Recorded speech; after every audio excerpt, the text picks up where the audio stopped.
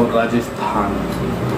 राजस्थान में एक मौलाना जो होते हैं वो अपना मदरसा चलाते हैं। मदरसा चलाते चलाते उनको कई साल बीत जाते हैं। जब बीत जाते हैं, बीतने के बाद वो अपने घर आते हैं ईद के समय। और ईद के समय अपने घर आते हैं। घर उनका होता है यूपी रामपुरा में एक शहबाज रायपुर पड़ता है। शहबाज रायपुर के वो थे। जैसे घर आते तो घर से उनको एक लड़का मिलता है 13-14 साल का, जिसको लेकर जाते हैं अपने मदरसे पर। मदरसे में रख लेते हैं। रखने के बाद उसको पढ़ाने लिखाने के लिए ले जाते हैं। और जो मदरसा था वहाँ पर ये सहायक के तौर पर काम कर रहे थे। होता क्या है, जो वहाँ के मदरसे के मौलवी थे तो उनका निधन हो गया था। और जब निधन हो गया था तो उसके बाद यही पूरी देख रेख कर रहे थे। देख रेख करते करते इन्हें कई साल बीत गए। और जब कई साल बीत गए तो ये पूरे अपने चार्ज जो था इन्हीं के हाथ में था, क्या करना है क्या नहीं करना है। एक समय ऐसा आता है कि जो मौलाना था उसकी मौत हो जाती है, कोई मार डालता है। पर क्यों मार डालता है इसकी वजह किसी को नहीं पता थी। जो मोहल्ले के लोग थे वो भी नहीं जानते थे कि मौलाना जो था इसका व्यवहार जो था इतना अच्छा था, इतना सही था, फिर इसको क्यों मार दिया गया। किसी को कुछ समझ में नहीं आ रहा था। जब नहीं समझ में आ रहा था सब लोग परेशान हो गए। पुलिस जो थी वो भी परेशान हो गई। पुलिस को कोई सबूत नहीं मिल रहा था। ऐसे में क्या होता है, तो आप हमसे जुड़े रहें इस घटना की पूरी जानकारी जानने के लिए। नमस्कार, मैं अनुराग द्विवेदी। यदि आप हमारे चैनल पर नए हैं तो सब्सक्राइब करें, लाइक करें, शेयर करें। और जो वीडियो में कुछ गलतियां निकलें तो कमेंट में अवश्य बताएं। होता क्या है, यूपी रामपुरा में एक शहबाज रायपुर पड़ता है गांव। उस गांव के एक मौलाना होते हैं जो राजस्थान चले जाते हैं। और राजस्थान में एक मदरसा होता है, वहाँ पर ये पढ़ाने चले जाते हैं। और जो मदरसा होता है वो अजमेर में होता है। अजमेर में जब पढ़ाते हैं तो जो वहाँ के मौलवी थे उनकी देख रेख में ये पढ़ाने लगते हैं। एक समय ऐसा आता है जो वहाँ के मौलाना थे उनकी मौत हो जाती है। जब मौत होती है वो समय था 28 अक्टूबर सन 2023। जब सन 2023 को उनकी मौत होती है तो उसके बाद पूरा जो चार्ज था वो इनको मोहब्बत माहिर इनका नाम था, इन्हीं को मिल जाता है। जब इनको मिल जाता है तब अब ये वहाँ के चार्ज ले लिए थे। जो बच्चे रहते थे छात्रावास में उनकी देख रेख करते थे, उनको भोजन की व्यवस्था, इधर उधर से सामान लाके उनको खिलाना पिलाना, उनके साथ रहना। पर होता क्या है कि कहीं ना कहीं कोई बता नहीं पा रहा था बच्चों में कि मौलाना साहब की मौत हुई तो हुई कैसे। सभी लोग परेशान हो जाते हैं। चुनाव का समय चल रहा था, लोकसभा चुनाव चल रहे हैं, सरकार परेशान थी।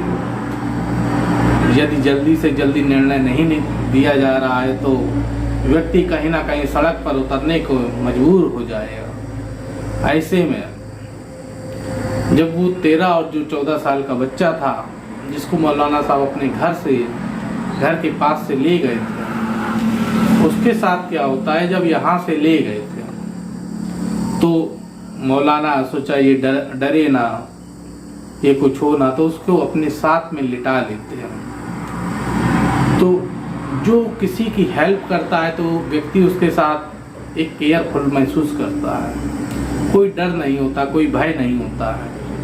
होता क्या है, जब वो उसके साथ लेट जाते हैं, लेटने के बाद उसके साथ ऐसी गलत हरकत कर देते हैं जो उसे बताने में शर्म आ रही थी। किसी के साथ अब बैठ नहीं सक रहा था, किसी के सामने अपना मुंह नहीं दिखा रहा था। जो और बच्चे वहाँ रह रहे थे उनके साथ भी मौलाना ने कई बार ऐसे कुकर्म किए, ऐसे कई बार कुकर्म किए।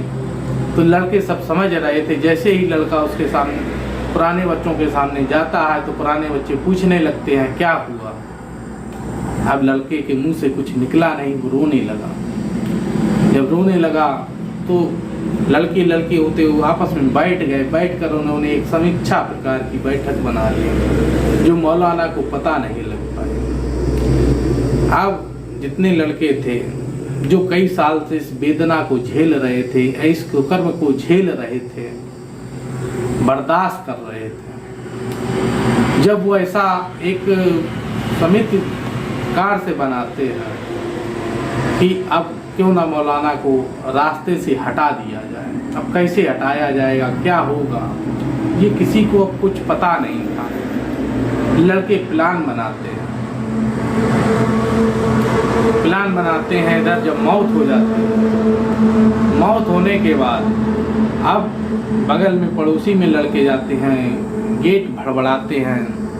वहाँ पर एक सरफराज थे, सरफराज का गेट भड़बड़ाते हैं। कहते हैं मौलाना साहब पता नहीं कोई आया है, उनको मार के चला गया है, पता नहीं लग रहा है। जब लड़के उनका गेट भड़बड़ाते हैं, वो आते हैं, मोहल्ले के इकट्ठे हो जाते हैं।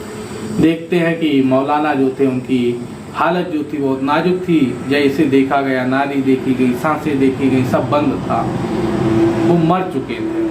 अब मोहल्ला सुबह जैसे होते हैं इकट्ठा हो जाता है। इकट्ठा होने के बाद हल्ला कट जाता है।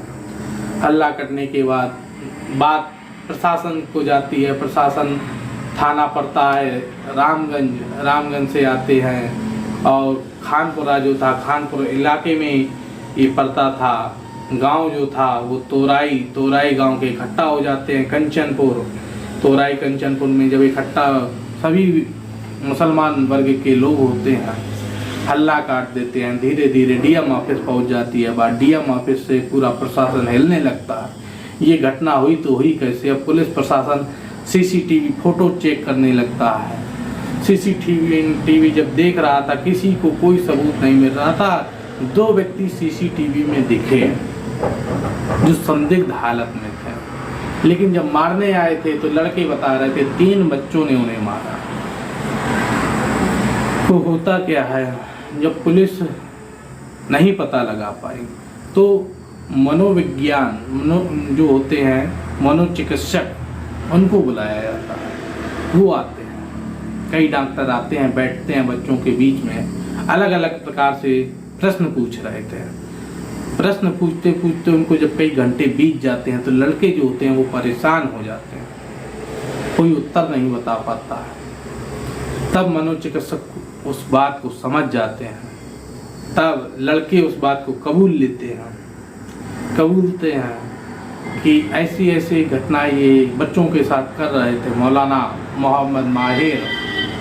तब बच्चों ने आपस में गुट बनाया और गुट बनाने के बाद एक मेडिकल स्टोर में गए और बोला जाके कि मौलाना जो है उन्होंने नींद की दवा मंगाई है। नींद की दवा लेकर आते हैं और रायता बनाते हैं। रायता में उस नींद की दवा को डाल देते हैं। और जैसे मौलाना आते हैं मदरसा में तो बच्चे पूछते हैं मौलाना साहब रायता तो नहीं पिएंगे। तो मौलाना कहते हैं यदि बनाया हो तो ले आओ। उसी बीच लड़के जो थे वो ला के उनको देते हैं और देने के बाद जैसे मौलाना उसको पीते हैं थोड़ी देर बाद वो सो जाते हैं। और सोने के बाद जब